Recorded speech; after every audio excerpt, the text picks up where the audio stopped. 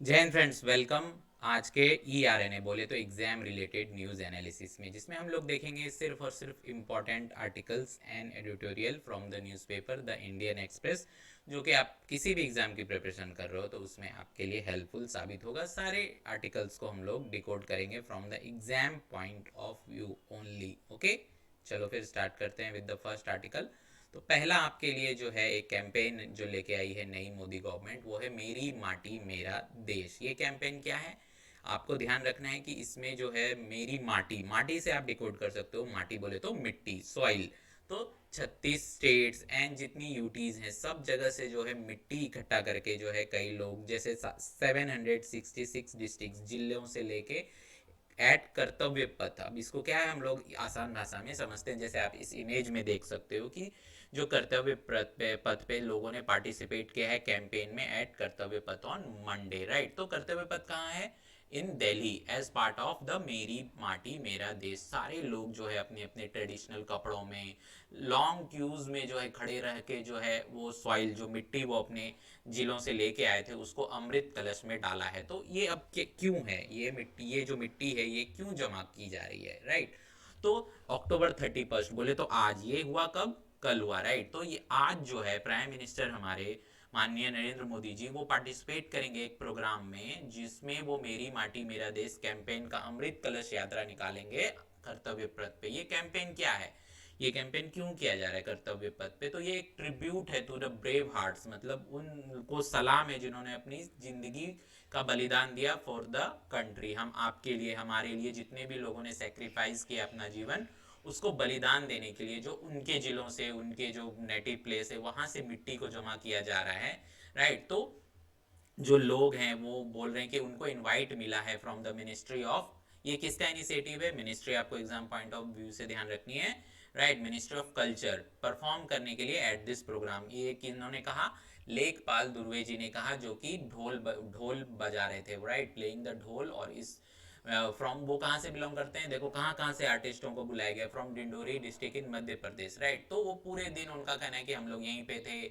बहुत तरह के हमने डांस फॉर्म्स देखे, म्यूजिक देखा, सारा चीज़ इंजॉय किया। सारे लोग अलग अलग जिलों से, हर जगह से अपने अपने ट्रेडिशनल कपड़ों में, अपने अपने ट्रेडिशनल म्यूजिक के साथ, अपने ट्रेडिशनल डांस के साथ पार्टिसिपेट किया है। और देखो ये जो कैंपेन है, ये 7,500 ब्लॉक्स, जो ब्लॉक लेवल होता है, जिला के अंदर ब्लॉक होता है, आपको पता ही होगा, आप भी किसी न किसी ब्लॉक में रहते होगे, फ्रॉम 37 स्टेट्स एंड यूटीज, जो हमारे यूनियन टेरिटरीज हैं, वहां से जो है सारी जगहों से जो है उनकी मिट्टी को जमा किया गया है और फिर ये यात्रा निकाली जाएगी। और इसमें जो है जो है अटेंड किया, इसको एनसीसी कैडेट्स ने अटेंड किया, बीएसएफ हमारी, सीआईएसएफ ने, एंड सीआरपीएफ पर्सोनल, सारे लोगों ने जो है इसको अटेंड किया है। और ये उन्हीं के ब्रेव हार्ट जिन्होंने अपना जीवन का सेक्रीफाइस किया है, उन्हीं के ऊपर ये कर्तव्य पथ, उन्होंने अपने कर्तव्य पे चलते हुए अपने जीवन का बलिदान दिया है। तो आपको एग्जाम पॉइंट ऑफ व्यू से जो है मिनिस्ट्री याद रखनी है, कितने मिट्टी कहाँ से आई है, 36 एंड सारे यूटीज भी इंक्लूडेड हैं, 766 डिस्ट्रिक्ट्स हैं, सारी चीज़ें आपको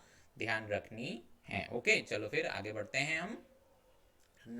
पेज नंबर 13 पे, जो आज के डेट में जो आपके लिए, आपको समझने की भी जरूरत है इसको, टू क्लियर द एयर, ये जो हेल्थ कॉन्सिक्वेंसेस हैं एयर पॉल्यूशन के, जो क्या क्या आपको जो है साइड इफेक्ट हो सकते हैं, क्या क्या हेल्थ को नुकसान हो सकता है, ये सारी चीज़ों के बारे में बहुत अच्छी से बात हुई है। और मैं आपको बता दूं कि 50 जो मोस्ट पॉपुलेटेड सिटीज़ हैं, राइट, उसमें जो है 39 जो है वो इंडिया से हैं। आप समझ सकते हो ये कितना बड़ा नंबर है। वर्ल्ड में 50 सिटीज में से जो है 39 जो है, समझ लो मतलब ऑलमोस्ट 40-50 में से वो भारत से बिलोंग करती हैं। तो ये कितना, जो रिपोर्ट है वो बहुत ज़्यादा डीपली जो है सोचने वाली बात है और बहुत ही शर्मनाक बात है, राइट। तो recent reports of air quality life index published by Michael Greenstone from the energy policy, right, कहाँ, शिकागो की, उसने एस्टिमेट किया है कि इंडियंस जो है अपनी लाइफ जो है एक्सपेक्टेंसी का, हर इंडियन, ये किसी स्टेट की बात नहीं हो रही है, हर एक इंडियन जो है मतलब ऑलमोस्ट 5.5 साल, 5.3 ईयर जो है वो, जो उसकी एज है वो कम हो जाएगी विद, हो रही है effects of, side effects of, health effects of air pollution की वजह से। और दिल्ली, दिल्ली का तो हाल जो है दुनिया में सबसे खराब है, बोल सकते हो। वहां अगर आप दिल्ली में रहते हो तो आपकी जो एज है वो 12 साल कम हो सकती है, 12 साल, 11.9, समझ रहे हो आप? अगर 60 साल जीने वाले हो, आपकी अगर एक्सपेक्टेंसी लाइफ की एवरेज 70 साल है, तो 12 साल कम हो जाएगी उसमें से, मतलब आप 58 ईयर्स तक ही जिंदा रह पाओगे अगर आप। और इसके साथ साथ अर्ली डेथ तो होगा ही होगा, high levels of disability and chronic illnesses होंगे, एंड जो पॉल्यूटेड एयर लेवल्स है वो हमारे जो है इन्वायरमेंट में पूरी तरह से फैल गया है। और दिल्ली जो है एट द टॉप है, right, world most populated city with Wuhan. Wuhan आपको पता है कहाँ है? चाइना में, राइट, जहाँ से जो है प्रोबेबिलिटी थी कि जहाँ से कोविड भी निकला है, एंड लाहौर समटाइम्स, राइट। तो ये तीनों सिटीज जो हैं ऑलमोस्ट एक दूसरे को टक्कर देती हैं।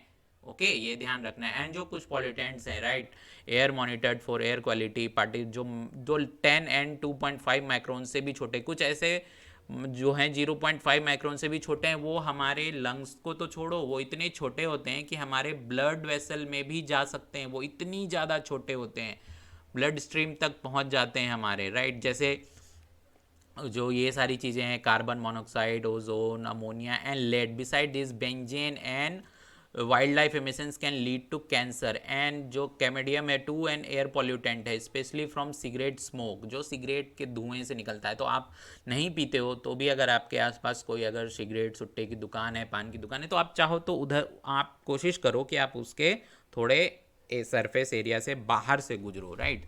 तो जो है ये सारी चीज़ें हैं। Ultra fine period when garbage is burnt होता है, right, urban to keep poor to keep warm. ठंडी के दिनों में देखो बढ़ जाता है, आपने दिल्ली में देखा होगा कि स्मॉग करके आया है। तो बहुत सारी चीज़ें हैं जो जो ब्रेन को प्रभावित करती है, हमारी कई सारी चीज़ों को प्रभावित करती है, आपकी फिजिकल ग्रोथ। जो प्रेग्नेंट वीमेंस हैं, प्रेग्नेंट वुमेंस की जो नैनोनेटल डेथ हो सकती हैं अगर वो ज़्यादा पॉल्यूटेड जगह पे रहती हैं। तो बहुत सारी चीज़ें हैं। नेशनल एयर क्वालिटी इंडेक्स जो है वो WHO के स्टैंडर्ड से जो है काफ़ी अलग है, वो लेस रिजरस है, राइट, मतलब कि वो WHO के स्टैंडर्ड से कम खतरनाक है। जैसे WHO का जो है, इंडिया में WHO ने लिमिट की है 5 माइक्रोन्स की, और इंडिया उससे 8 गुना ज़्यादा को रखा है। इंडिया की लिमिट है 40 माइक्रोन, समझो 5 इंटू 840, राइट। तो इंडिया की जो AQI कैटेगरी है वो गुड है, 6 कैटेगरीज में इंडिया ने रखा है, good, satisfactory, moderately populated, poor, very poor and severe. तो इंडिया में जो है AQI 0 से 50 जो रेटेड है वो गुड में आता है। सीवियर एक जो है वो सीधा चला जाता है इतना ज़्यादा, 401 से लेके 4001 टू 500। और दिल्ली जो है प्रेजेंटली रेटेड एज पुअर है, लेकिन WHO के स्टैंडर्ड से अगर आप कंपेयर करोगे तो वो सीवियर में आना चाहिए, with prediction of further worsening and when crop burning जब होती है। आपको पता है पंजाब हरियाणा में जब क्रॉप बर्निंग होती है तो दिल्ली का क्या हाल होता है। Even when Delhi reports a level जब 126 पे पहुंच गया था, right, and it far exceeds national and WHO standards को भी बहुत ज़्यादा क्रॉस कर गया था, right. And must be recognise that health harms from air pollution occur at even lower levels than national standard. तो कई सारी चीज़ें हैं, राइट, बहुत सारी चीज़ें हैं, ये आपको ध्यान रखना है। लॉन्ग टर्म एक्सपोजर जो अगर इतनी अब जो है कई रिसर्च हो रहे थे, ये देखो अब और ज़्यादा सामने आ रहा है क्योंकि इस पर अब और ज़्यादा रिसर्च हो रही है।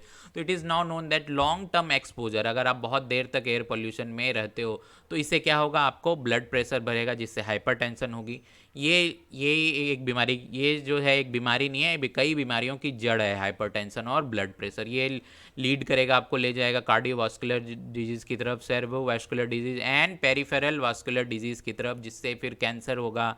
एंड इससे फिर क्या होगा, ये इससे raise the risk of diabetes होगा, डिमेंशिया होगा, कैटरैक्ट्स होगा, मतलब इतनी बीमारियों की, क्रॉनिक लंग डिजीज़ हो सकती है, अस्थमा हो सकती है, इन्फ्लेमेशन स्टोक्ड हो सकता है बाय द एयर पॉल्यूशन, बहुत सारे डैमेज कर सकता है ऑर्गन्स को, लोअर इम्यूनिटी, इन्फेक्शन।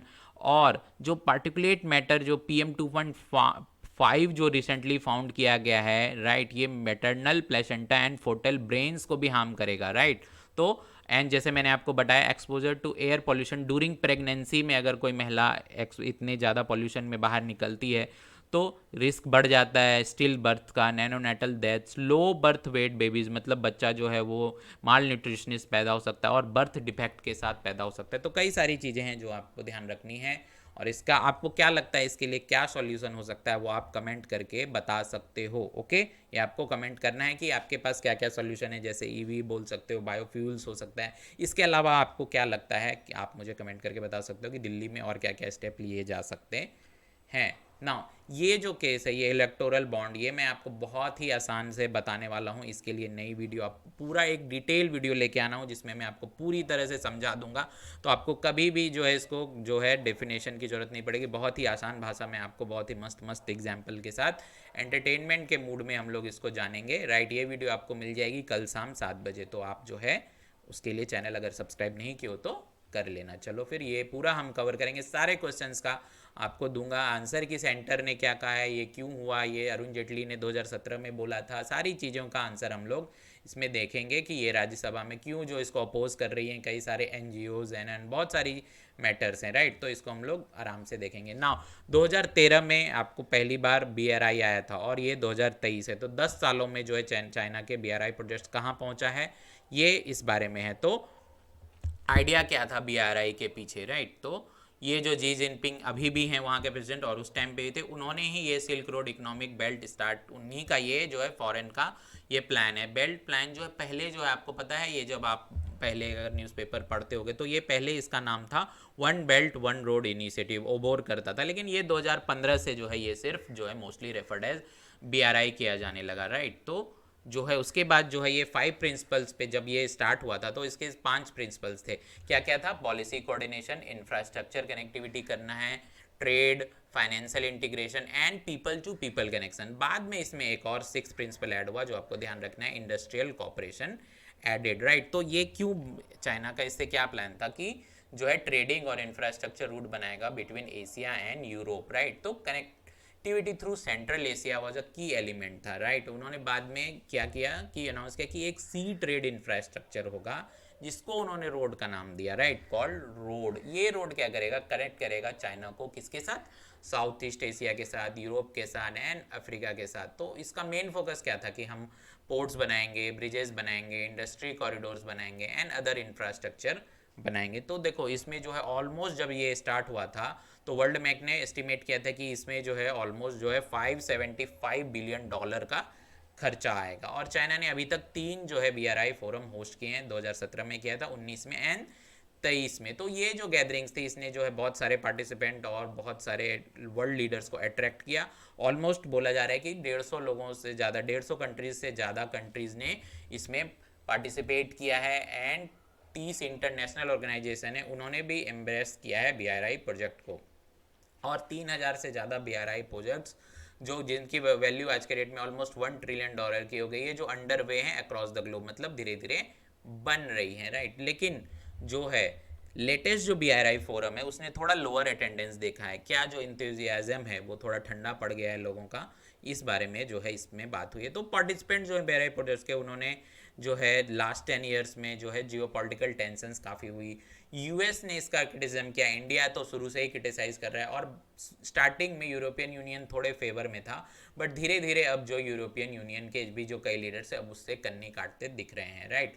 ना पहले तो फर्स्ट 2 बीआरआई फोरम्स में बहुत सारे यूरोपियन लीडर ने पार्टिसिपेट किया था, लेकिन धीरे धीरे जो है बीजिंग के इंटेंशंस और there were many projects are being implemented, तो धीरे धीरे जो ईयू की ने अपना रीअसेस किया और इसके रिलेशनशिप को चाइना के साथ, और Italy's recent apprehension and possible departure from BRI will be a symbolic setback हो सकता है। एंड क्योंकि ये G7 कंट्रीज में से इकलौती ऐसी कंट्री थी जिसने ज्वाइन किया था इनिशिएटिव को, ना अब वो भी जो है उससे बाहर आ चुका है। और बीआरआई का ही एक प्रोजेक्ट का हिस्सा है CPEC, आपको पता होगा, चाइना पाकिस्तान इकोनॉमिक कॉरिडोर। ये भी जो है प्रोजेक्ट जो है ये लॉन्ग टर्म प्रॉब्लम्स जो फॉर द इकोनॉमी पाकिस्तान के लिए क्रिएट कर सकता है and Pakistan is unlikely to abandon it, right. तो पाकिस्तान जो है इसको अबैंडन नहीं कर सकता। नाउ इंडिया का व्यू पॉइंट क्या है? इंडिया ने हमेशा से इसके अपोजिट ही रहा है अबाउट बीआरआई, राइट।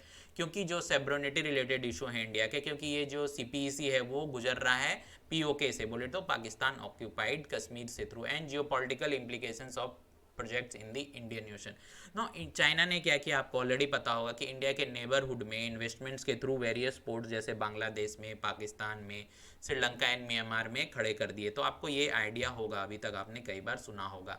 तो इसी प्रोजेक्ट के बहाने वो क्या कर रहा है, ये सारी चीज़ें कर रहा है। और आपको अगर आइडिया नहीं है तो मैं बता दूं कि ये सारे जो कमर्शियल पोर्ट्स हैं वो इजीली कन्वर्ट हो सकते हैं at the time of tension, at the time of war, easily converted into military use, क्योंकि वो चाइना के ऊपर है। चाइना अगर उस पे है तो उसको अंदर वो क्या अंदर क्रिएट करेगा, वी डोंट नो। चाइना कितना गुप्त तरीके से काम करता है ये सबको पता है। तो इंडिया दे ट्रबल्ड इंडिया, तो इंडिया ने हमेशा से इसके खिलाफ अपोज किया है। इंडिया के साथ साथ यूएस ने भी किया है और अब यूरोपियन यूनियन भी है।